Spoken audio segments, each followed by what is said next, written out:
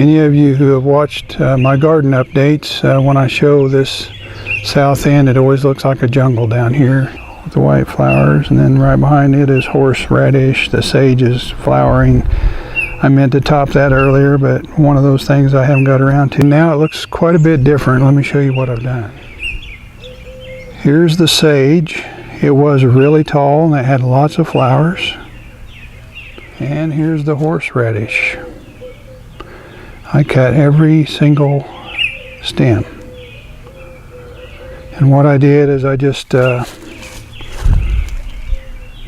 the horseradish over here next to the ochre down on the end.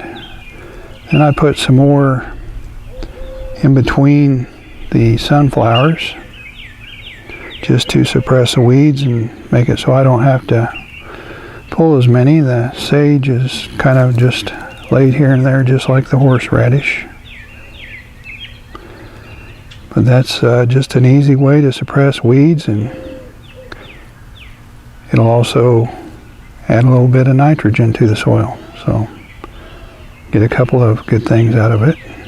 And it also makes room for the surrounding plants. This horseradish was getting huge, and so was the sage, and it's letting, well, I'm standing on it, but it's letting some light down to the oregano here and some of the other plants, like this kale there. And while I'm talking about kale, so far I haven't noticed a whole lot of damage. There's some there, but that looks more like flea beetles than worms. It's the cabbage worms that I always have a problem with. Maybe being over here closer to some of the herbs is helping it out.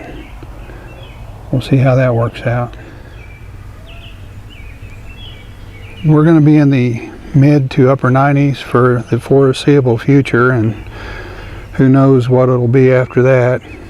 But it was time to take out the spring crops like the lettuce and spinach, radishes, and that sort of thing. So what I did was just pull that stuff up. Instead of putting it in the compost pile, I just layered it on top of where I had the most of the nut sedge. It was becoming quite a problem. We still have some over in the carrots, but that'll have to wait for another time.